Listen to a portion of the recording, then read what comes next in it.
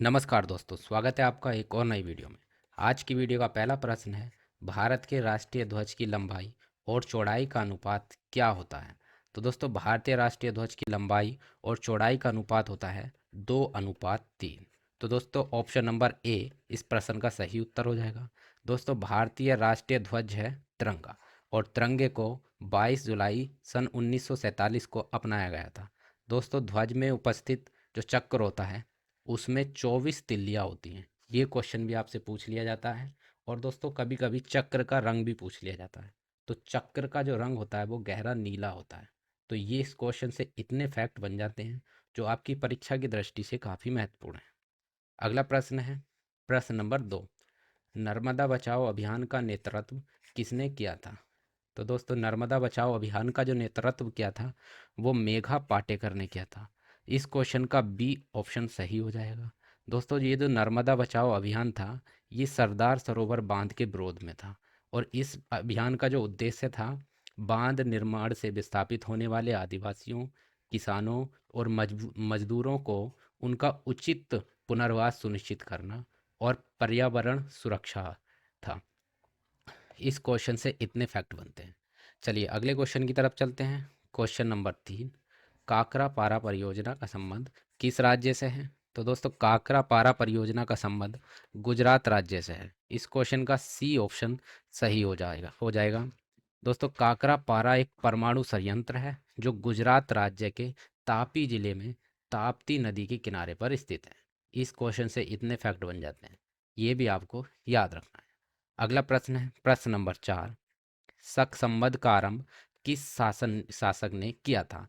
तो दोस्तों, शक संवत का जो आरंभ किया था वो कनिष्क ने किया था। इस क्वेश्चन का ऑप्शन नंबर सी सही हो जाएगा, कनिष्क ने। अगला प्रश्न है, जंतर मंतर का निर्माण किसने करवाया था? तो दोस्तों, जंतर मंतर का जो निर्माण करवाया था वो जय सिंह ने करवाया था। इस क्वेश्चन का ऑप्शन नंबर बी सही उत्तर हो जाएगा।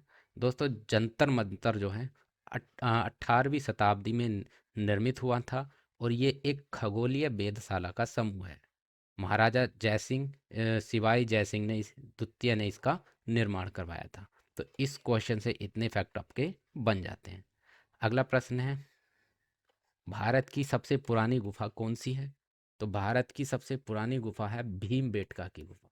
ऑप्शन नंबर सी सही उत्तर हो जाएगा।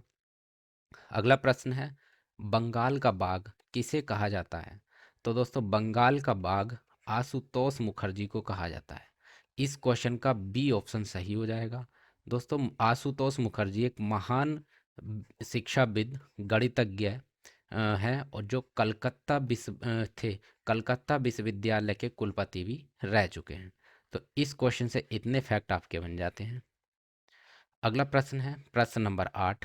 गैलीलियो मुख्य रूप से क्या थे? तो दोस्तों, गैलीलियो मुख्य रूप से एक खगोलज्ञ थे। तो इस क्वेश्चन का सी सही उत्तर हो जाएगा। गैलीलियो गैलीली जो थे ये इटली के रहने वाले थे, और इनका जन्म सन 1564 में हुआ था। मृत्यु की बात करें तो 1642 में इनकी मृत्यु हो गई थी। अगला प्रश्न है, गुरुत्वाकर्षण नियमों के आविष्कारक कौन थे? तो दोस्तों, गुरुत्वाकर्षण जो नियम है ये न्यूटन ने दिए थे। तो इनके आविष्कारक कौन होंगे? न्यूटन। इस क्वेश्चन का ऑप्शन नंबर सी सही उत्तर हो जाएगा।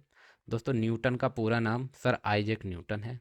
इनका जन्म 1643 में और मृत्यु 1727 में।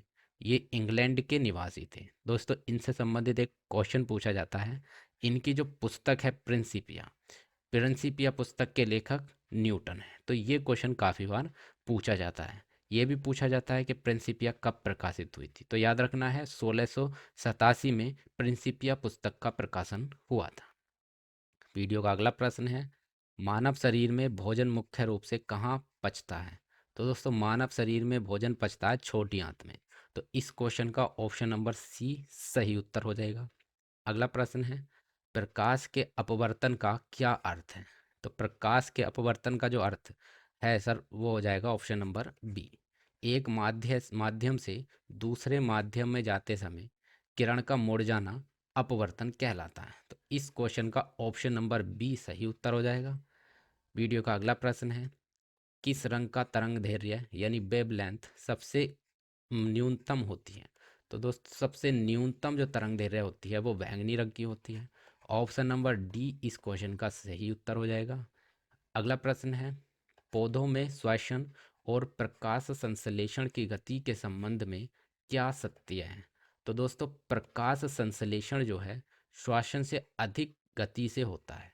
तो इस क्वेश्चन का ऑप्शन नंबर बी सही उत्तर हो जाएगा। वीडियो का अगला प्रश्न है, प्रश्न नंबर 14। आठवीं पंचवर्षीय योजना को पूर्णतः कब लागू किया गया था? तो दोस्तों आठवीं पंचवर्षीय योजना जो है 1 अप्रैल 1992 को पूर्णतः लागू हुई थी। तो इस क्वेश्चन का ऑप्शन नंबर सी सही उत्तर हो जाएगा। अगला प्रश्न है, विश्व का एकमात्र हिंदू राष्ट्र ऐतिहासिक रूप से कौन सा है? तो दोस्तों विश्व का एकमात्र ऐतिहासिक जो देश है वो है नेपाल। तो इस क्वेश्चन का सी ऑप्शन सही उत्तर हो जाएगा। अगला प्रश्न है, अध्यादेश जारी करने का अधिकार किसको प्राप्त है? तो दोस्तों अध्यादेश जो है राष्ट्रपति और राज्यपाल दोनों कर सकते हैं। तो इस क्वेश्चन का ऑप्शन नंबर सी सही उत्तर हो जाएगा। अगला प्रश्न है, भारतीय संविधान में आपातकाल की अवधारणा किस देश से ली गई है? तो दोस्तों भारतीय संविधान में जो आपातकाल की अवधारणा है वो जर्मनी से ली गई है। तो इस क्वेश्चन का सी ऑप्शन सही हो जाएगा, जर्मनी। अगला प्रश्न है, राजीव गांधी खेल रत्न पुरस्कार जो अब मेजर ध्यानचंद खेल रत्न पुरस्कार हैं के प्रथम विजेता कौन थे? यानी जो मेजर ध्यानचंद्र पुरस्कार हैं जो पहले राजीव गांधी खेल रत्न पुरस्कार के नाम से जाना जाता था, उसके प्रथम विजेता कौन थे? तो ये थे विश्वनाथ आनंद। इस क्वेश्चन का बी ऑप्शन सही हो जाएगा। अगला प्रश्न है, बेलूर मठ के संस्थापक कौन थे? तो दोस्तों बेलूर मठ के जो संस्थापक थे वो थे स्वामी विवेकानंद। इस क्वेश्चन का बी ऑप्शन सही हो जाएगा। बेलूर मठ के संस्थापक स्वामी विवेकानंद थे।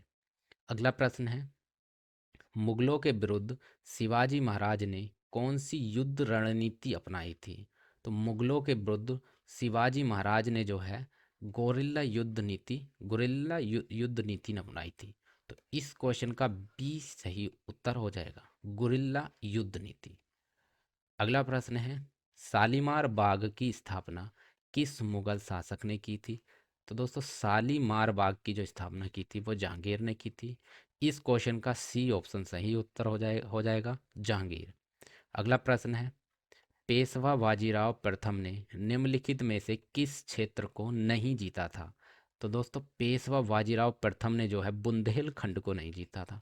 तो इस क्वेश्चन का ऑप्शन नंबर सी सही हो जाएगा, बुंदेलखंड। वीडियो का अगला प्रश्न है, मानव नेत्र के लिए स्पष्ट दृष्टि की न्यूनतम दूरी कितनी होती है?